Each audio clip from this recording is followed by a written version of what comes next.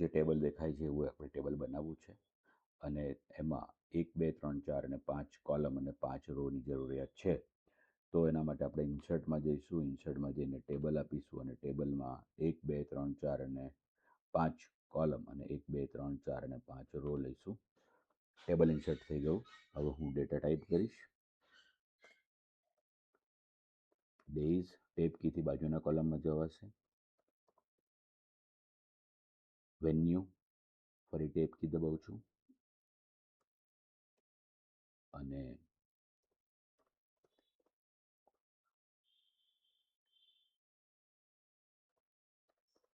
Faculties ફરી venue પછી time છે તો ફેકલ્ટીઝ હું લઈ લઉં છું અને બાજુમાં શિફ્ટ કરું છું. અહીંયા ટાઈમ અને એની બાજુમાં સ્ક્રીનિંગ ઓફર્સ. જરૂર પડે મિત્રો તમે અહીંયા જઈ અને આ માર્જિન થોડુંક વધઘટ કરશો તો તમને એની વિડ્થ બરાબર ખ્યાલ આવી જશે. ત્યારબાદ આપણે આ ડેટા ટાઈપ કરવાના છે. ડેટા મારી જોડે રેડીમેડ છે એટલે હું પસંદ કરી અને સીધા પેસ્ટ કરું છું. તમે એન્ટર કરશો. હું પહેલી રો તમને તૈયાર કરીને બતાવું છું. તો હું ડેટા પસંદ કરું છું અને પહેલા કોલમમાં પેસ્ટ કરું છું.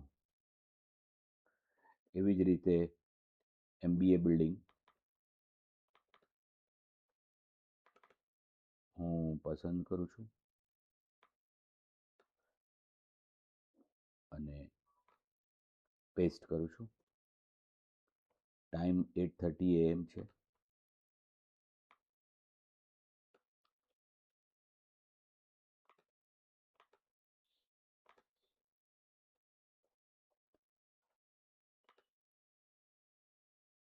ત્યારબાદ college of medicines, faculty of arts અને સ્કૂલ ઓફ ટ્રાન્સપોર્ટ. હું અહીંયા સિલેક્ટ કરું છું મિત્રો. અહીંયા ડેટા લાવું છું. આ કરતાં પહેલાં તમારે સિલેક્ટ કરવાનું, હોમમાં જવાનું, બુલેટ્સમાં જવાનું અને બુલેટ્સ પસંદ કરવાની.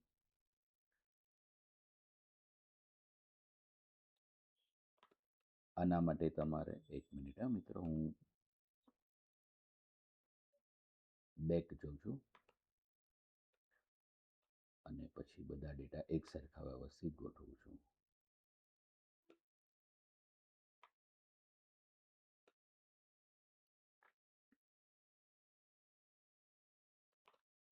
મિત્રો ડેટા ટાઈપ કર્યા પછી એને પસંદ કરી અને અહીંયાથી બુલેટ્સ કરી લેવું. બુલેટ્સ કર્યા પછી એને આપણે આમ ગોઠવીએ. એને ગોઠવણી આપણે પછી છેલ્લે વ્યવસ્થિત રીતે કરી લઈશું. એવી જ રીતે બાજુના ટેબલ્સની અંદર provost, head of the department વગેરે છે એ પણ હું કરું છું. મિત્રો પહેલાં ડેટા આવી રીતે ટાઈપ કરી દેવાના, પછી એને પસંદ કરી લેવા અને પસંદ કર્યા પછી આપણી પાસે બુલેટ્સ છે. તો ફોર્મેટિંગ આપણે પછી કરીશું અને ગોઠવણી ટેબલનું કોલમ વિડ્થ ને એવું નાનું મોટું પછી કરીશું, પણ પહેલાં આ રીતે આપણે એરેન્જ કરી દઈએ. હવે બીજા કોલમમાં આપણી પાસે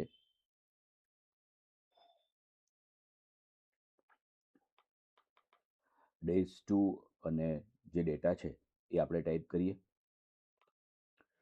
સરળતા ખાતર મેં ડેટા ટાઈપ કરી દીધા છે જેથી આપણો સમય બચે. MBA બિલ્ડિંગ એ આપણે જોઈ શકીએ છીએ કે આપણે આ રીતે ગોઠવવાનું છે એટલે ફરી ટાઈપ કરવાની જરૂર નથી. સમય પણ આપણે આ રીતે ગોઠવવાનો છે એટલે હું ફરી ટાઈપ નથી કરતો. હવે આપણે જઈએ ફેકલ્ટીઝ પર, એ પણ હું ટાઈપ કરી દઉં છું. જે ડેટા છે મેં ટાઈપ કરી દીધા છે.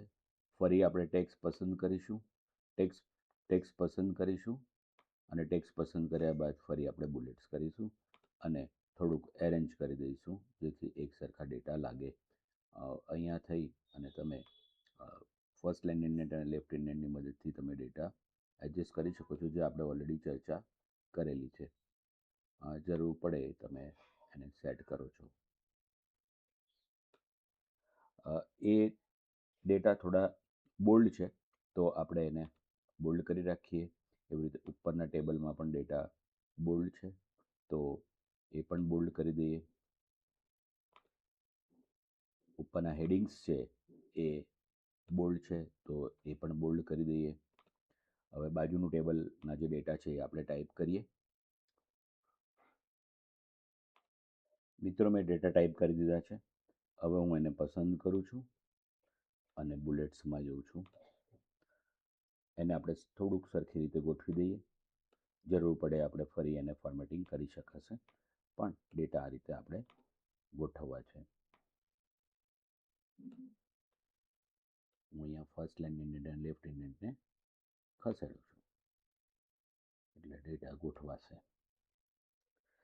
કોલમની વિડ્થ આપણે નાની મોટી પછી કરી લઈશું, કારણ કે આ વિડ્થ વધારે મોટી છે તો એને આપણે એ રીતે એડજસ્ટ કરીશું. તો મિત્રો, આ રીતે બાકીના 3 જે કોલમ છે એ આપણે ટાઈપ કરીએ અને રો પણ ટાઈપ કરીશું. તો હું એટલું ટાઈપ કરી અને ફરી પાછું તમને આગળ બતાવું છું. તો મિત્રો, મેં ડેટા ટાઈપ કરી દીધા છે, એને જરૂર ફોર્મેટિંગ પણ કરી દીધું છે. જ્યાં ક્યાંક નાનું મોટું ખૂટે છે એ પણ હું તમને બતાવી રહ્યો છું કે સપોઝ આ રીતે આખું કોલમ આપણે ફોર્મેટ કરવું છે તો હું આવું પસંદ કરીશ અને પેઇન્ટ બ્રશમાં જઈશ અને પછી આ હું બ્રશ ફેરવીશ એટલે મારા ડેટા ગોઠવાઈ જશે. હવે જે સમજવાની બાબત છે એ કે આ રીતે ડેટા તો ગોઠવાઈ જશે, ડેટાનો કોઈ પ્રશ્ન નથી, પરંતુ આપણે આ જે MBA છે એ એક જ વાર લખ્યું છે, ટાઈમ છે એક જ વાર લખ્યું છે અને એને આપણે ગોઠવવું છે. તો પહેલાં તો હું આ કોલમ પસંદ કરીશ અને પછી મિત્રો કર્સર અંદર લઈ જઈ અને રાઈટ ક્લિક કરી અને મર્જ સેલ કરી દઈશું. આપણે મર્જ સેલ કરીશું એટલે 5 સેલ કોમન થઈ જશે અને પછી આ જ પસંદ કરી અને આપણે ટેબલમાં જઈશું. ટેબલ પસંદ કરેલું જ છે, એમાં લેઆઉટમાં જઈશું અને લેઆઉટની અંદર આપણી પાસે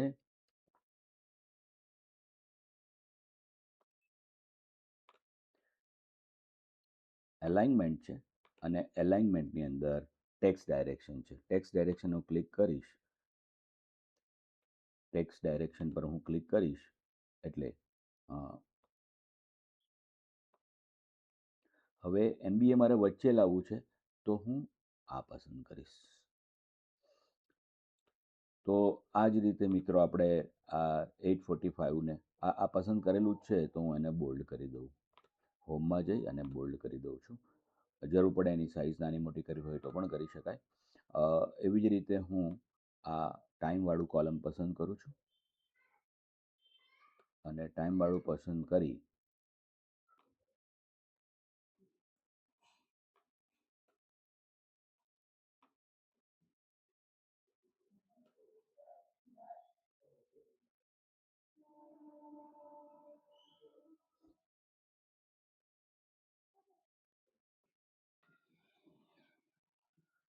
મર્જ સેલ કર્યા બાદ માની લો કે તમે આ પસંદ કરો છો, બ્રશમાં જાઓ છો અને બ્રશ ફેરવી દો છો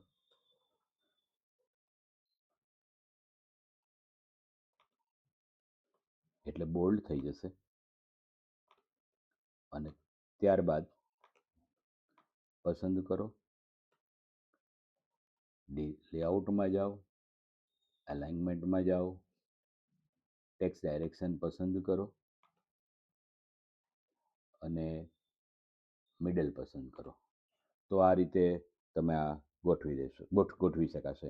હવે આ વિડ્થ જે છે એ નાની મોટી થઈ છે તો આપણે એને અહીંયાથી આ રીતે નાની કરીશું. એવી રીતે ટાઈમની વિડ્થ પણ આપણે નાની કરી શકાશે. કર્સરને આમ 2 લીટી વચ્ચે લઈ જઈ અને પછી આ બાજુ ડ્રેગ કરતા તમને મળશે. આ લીટી પણ આપણે સરખી કરી દઈએ.